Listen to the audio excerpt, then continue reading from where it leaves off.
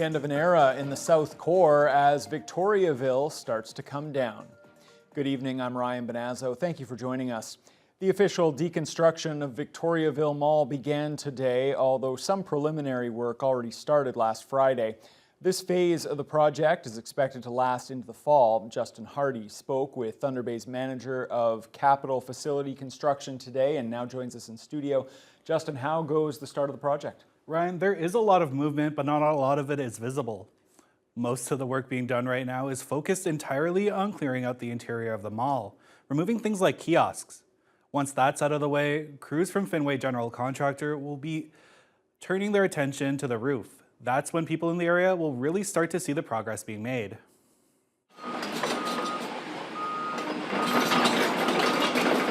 The first step in this much-anticipated project has been removing the front entrance on the west end of the mall. Crews are now working to clear the mall's interior, removing kiosks and other fixtures. Aside from the entrance work, the project won't have much visible change until work starts on the roof, according to manager of capital facility construction, Kelvin Jankowski. That's going to come very soon. The cranes and all these pieces are already in place, and so as soon as the interior is cleared out, you'll start to see chunks of roof and steel members come off.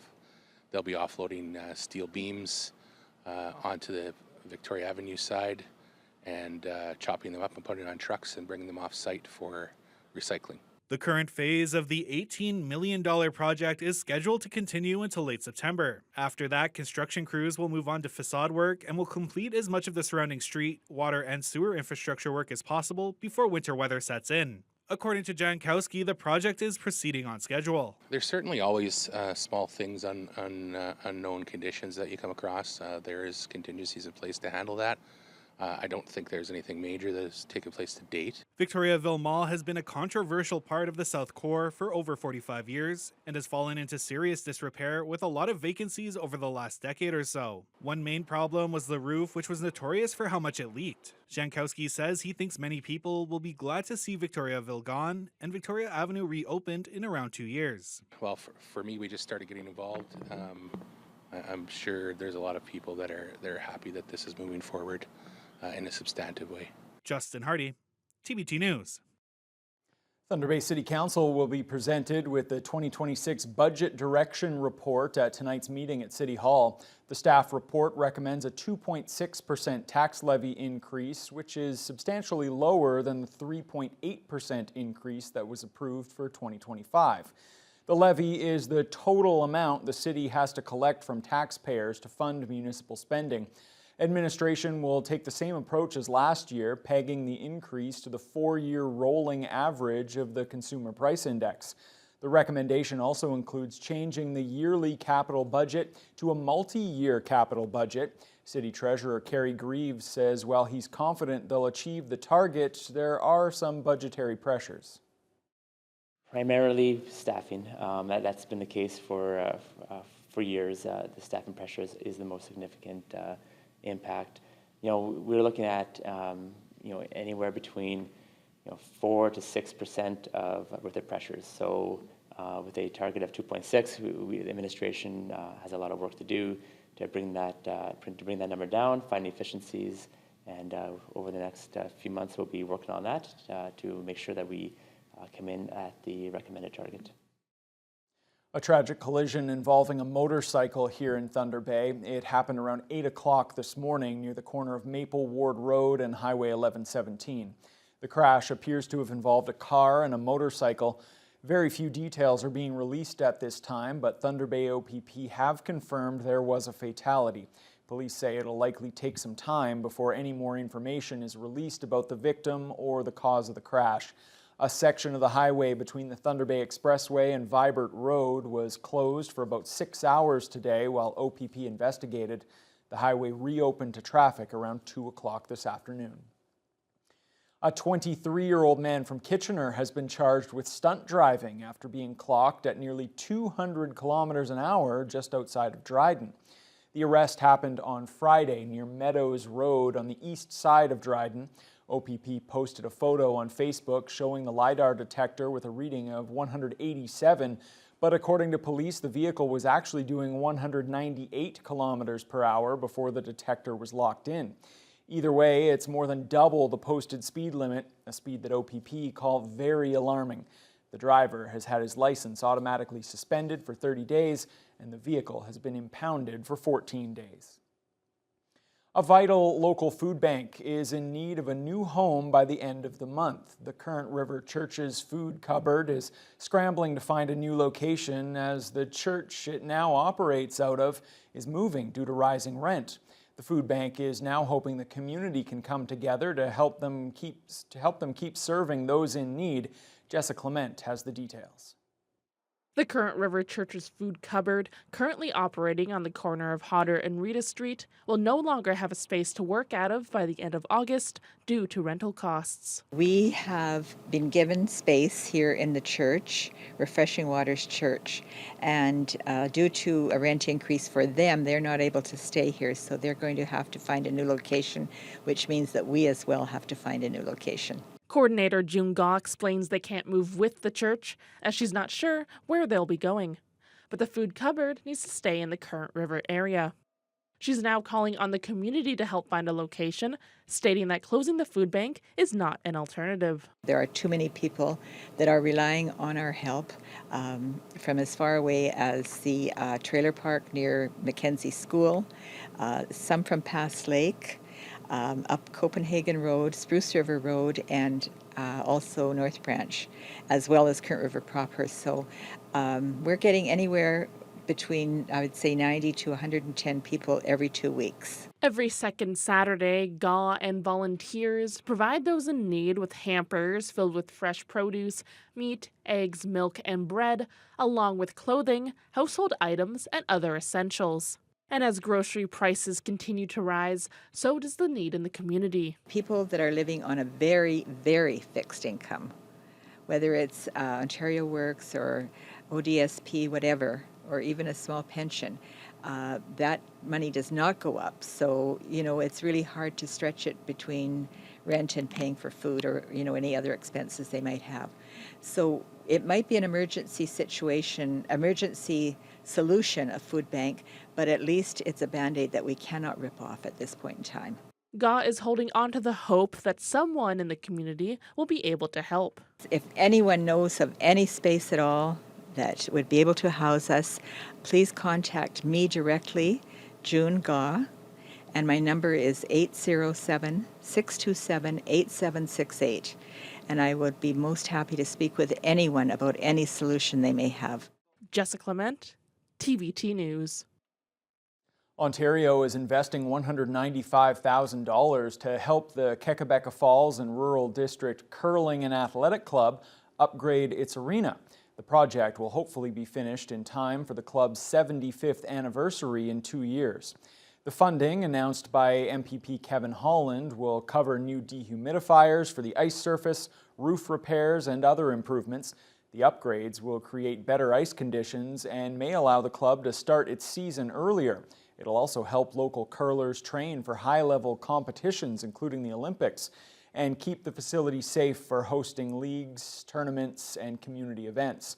The funding comes through the Northern Ontario Heritage Fund. To be able to support clubs like this is really important, especially in our smaller communities where, events like these or clubs like these really become the center of the community. So it's an excellent place for a family to come together, and they put out some good curling teams out of this club. So they've got a rich history of curling in the Thunder Bay area, and it's great for us to be able to continue to support them in there. It's a very social atmosphere. So after the curling game, typically you have both teams, 8 people, sit down at the table, and that's where you get lifelong friendships. Just like the Bonspiel, like I mentioned, 46-team Bonspiel, up 3, maybe even 4 generations of family members on those teams. And, we have a big barbecue outside, and people enjoy, great food and drink and camaraderie. And this space allows that to happen. The upgrades will also allow the club to create more programs and consider additional upgrades to allow pickleball to be played in the summertime. People needing to visit Life Labs in Thunder Bay may have to wait longer as one of its 3 local blood testing sites remains temporarily closed. The Port Arthur Health Centre location shut its doors on July 14th due to, quote, unforeseen circumstances. And patients visiting the company's other 2 sites say they've experienced much longer lineups. Life Labs officials haven't responded to an inquiry from Dougal Media about why the clinic on Court Street has been shut down. The Life Labs website indicates patients can start booking appointments in September, but only a handful of days are currently available. That location will then be fully open again in October. For the time being, patients are advised to visit the other Life Labs sites on Oliver Road and Arthur Street East. They both accept patients who've booked online or who walk in. It was a weekend of music, dancing, and good vibes in Red Rock at the Live from the Rock Folk Festival. The 3-day event featured dozens of musicians on stage, each delivering their own unique sound to the audience. Emma Chilton was there for the final day. The 3-day event showcased a variety of music genres, and on the second day, there was rainfall, but accreditation manager and volunteer Kathy Morgan says that didn't stop festival goers from continuing the event. We had a tiny bit of rain, and they helped each other with wet tents and extra socks and whatnot, and of course the music makes up for it. We have 2 covered stages and 1 outdoor stage, so there's always a space for people to go and stay dry and have a good time. And then the sun came out, so great food vendors, great artisans. It was a great weekend overall. It's the people that make it, and the music, of course. Generally speaking, we have about 2,000 people that come through the gates overall during the weekend, at different times. It seemed the campground was really full on Friday, so it suggested to me that perhaps more. What started out as a small grassroots festival of bringing new and different music to the North Shore community, 23 years later is now a full festival that attracts thousands of attendees and musicians from all over the region. The Vaudevillian Band perform with their signature 1930s sound that consists of spoons, washboards, guitars, and banjos.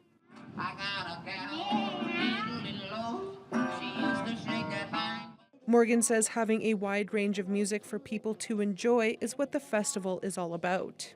Everything from kind of crazy vaudevillian, funny, risque music through to beautiful music inspired by sounds that come from Asia. And we had, of course, some dancing bands, and of course we had some bluegrassy country stuff. Really, when you talk about folk music, what you're really talking about is music of the people, which means we had international music as well. So what that really means is there's something for everybody. The event featured local artisans, food vendors, yoga, and boat tours, and many of the attendees were camping on the festival grounds throughout the weekend. Kelly Badeau, a Black Francophone artist from Winnipeg, was one of the Sunday afternoon performers, and many festival goers can be seen enjoying her music and dancing.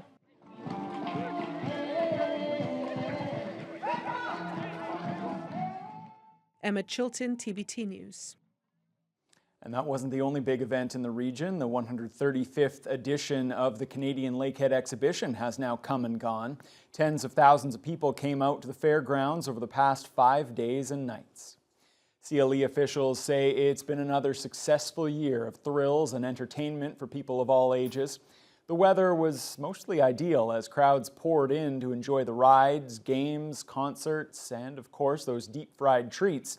The fair wrapped up at midnight last night with a fireworks show at 11 o'clock. Fair Chair and Vice President of Agriculture, Basil Lischewitz, says they haven't totaled up the final numbers just yet, but they hope to match last year's attendance when 60,000 people walked through the gates over the fair's 5 days. So we're pretty happy with has happened, and I think we're going to be okay, with our numbers for the fair. There's always bumps in the roads, don't get me wrong. I mean, we learn as we go, and we're always planning for next year to be better than everything else in that respect there. I'm happy with our entertainment that we had. Lischewitz notes all profits from the fair are invested back into the CLE buildings and property for maintenance and upgrades to facilitate future events there. Well, I did happen to check out the CLE on its last day yesterday, and Fiona, it was hot, especially with the sun bouncing off that asphalt, but that seems to be kind of a theme with our weather lately. Yes, it was a very hot, muggy weekend when it wasn't raining. Today was a very muggy start to the week, and at least it was calmer than it was on the weekend. Hopefully no more new downed trees and power outages.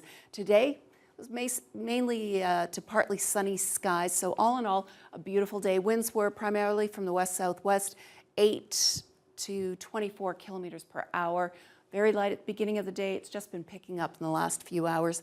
Now, we had an overnight low of 16, but we warmed up to 26, but that's not where the heat really comes from. It's because of the humidex sitting at 33. It just felt another very warm day, but an improvement over yesterday. Yesterday's humidex was between 36 and 38 at times, even into the evening. So doing better today and starting to get a little bit drier.